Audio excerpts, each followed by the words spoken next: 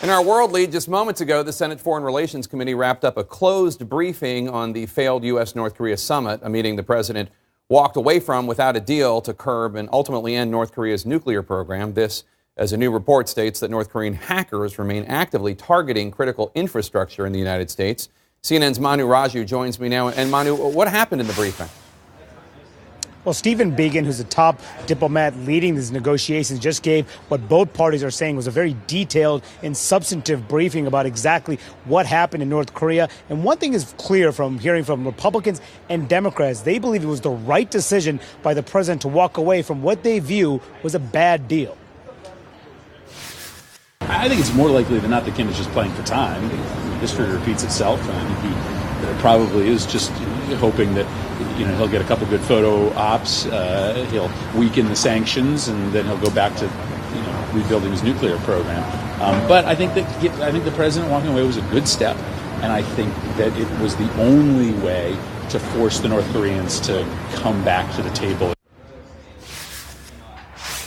So something rare there, a Democratic senator saying that the president made a good decision on foreign policy. And Chris Murphy, they're acknowledging this is a rare area where he thinks the president made the right decision. He's been critical about other things the president has done in handling of North Korea. But the fact that he did not cut a deal was something that that not just Democrats, but Republicans also saying that was a good decision by this president. The question, though, Jake, will there be more bilateral talks? They expect those decisions to happen on the staff level. But will Kim meet with President Trump? That's something they did not disclose here in this meeting. Jake, back to you. Manu Raju, thanks so much. Joining me now are two senators who just got out of that briefing, Republican Senator Rand Paul and Democratic Senator Tom Utah. They're here to talk about a separate world affairs issue. But before we get to that, Senator Paul, from what you learned in the briefing, would you recommend that there be a third summit without Kim Jong-un having committed to a step for denuclearization? I think discussion and diplomacy is always good, and I think the president's been brave to have an opening to a discussion when many people said that he shouldn't talk to Kim at all. I've always been a little bit wary and in disbelief that Kim would actually negotiate away his nuclear weapons. That is the ultimate goal, and I think discussion's good. So if it meant another summit, yes, I would continue to have talks, but I have my doubts as to whether or not Kim will give up his nuclear weapons. All right, let's talk about the reason while you're here. Senator Udall, you and Senator Paul are introducing new legislation which would effectively end the U.S. war in Afghanistan. It would, among other matters, declare victory, withdraw troops, U.S. troops from Afghanistan within a year. It suggests the payment to service members who fought, a $2,500 bonus. Senator Udall, do you think Democrats are going to come on board this bill? And if so, how many? Well, I've heard many Democrats that feel this way about Afghanistan. They believe the AUMF has been in place too long. It should be reviewed.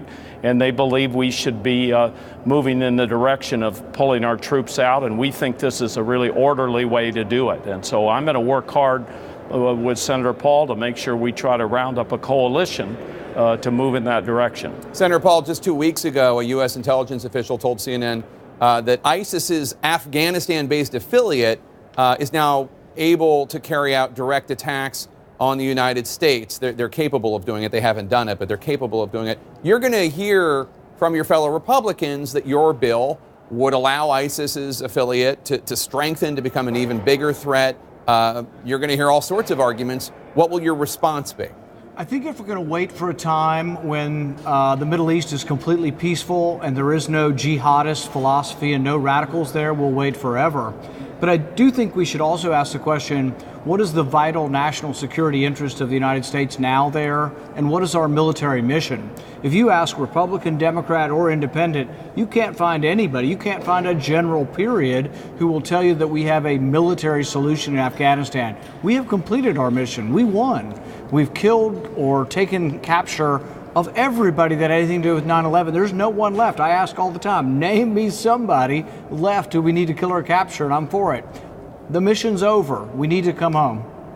Senator Udall, as you know, Democrats have largely been supportive of the war in Afghanistan as well, and the argument is we have to kill them over there so that they don't kill us over here. How would you respond to that, Senator Udall? Well, I would say that we have gone into Afghanistan under an AUMF and with objectives that have all been accomplished. What we've had to happen is mission creep.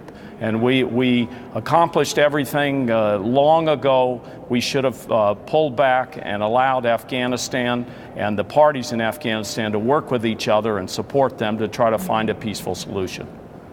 Senator Paul, I asked the president's national security advisor, John Bolton, about Afghanistan this weekend. Take a listen to what he told me. What the president has decided is that it's going to be important to try and keep a counterterrorism presence in Afghanistan. Would you be okay with most of the U.S. troops leaving, but some counterterrorism forces, Navy SEALs, Green Berets, et cetera, staying in Afghanistan? I think when you leave small contingents of forces, whether it's in Syria or in Afghanistan, they become basically a target and a tripwire for a disaster. So, no, if you want to leave 200 troops in Syria and 500 troops in Afghanistan, I think it's a terrible military judgment because you're setting them up for possible massacre, and then all of a sudden we're back involved. You know, they become sort of a target at that point. So, no, I think it's a bad idea. I think we need to reassess the war. We now have soldiers that are born after 9/11 being sent to fight over there. So there's a real problem. And Congress hasn't approved this war in 17 years. Really, the constitutional point is Congress needs to be involved. We can't just let presidents of either party keep fighting these wars forever. Senator Paul, before you go, you're an ally of the president's, but you are going to vote to block his declaration of a national emergency to get those border funds. How many Republicans do you think are going to join you, and have you heard from the president on this? This is kind of interesting because this is something Senator Udall and I are in agreement on also, that the money that is spent under the Constitution is very specific, is spent by Congress. In fact, the Constitution says only Congress can make a law, and only by law can you take money out of the Treasury and appropriation through an act of Congress. I think there'll be probably 10 Republicans, at least 6 beyond the 4 that are going to vote for it have told me they will, and it could be higher than that. What I keep telling them is if we can get to a high enough number, maybe someone could run over to the White House and say, hey, this could be worse. This could be 65. This could be 67. Now, I know that's very optimistic. It might only be 57 to 60, but that's still a lot of dissent and a rebuke that could be avoided if the president would simply rescind the emergency part. From the Republicans I talked to, I think the accuracy of his prediction is pretty good, that we're at about 10, but I think we can grow.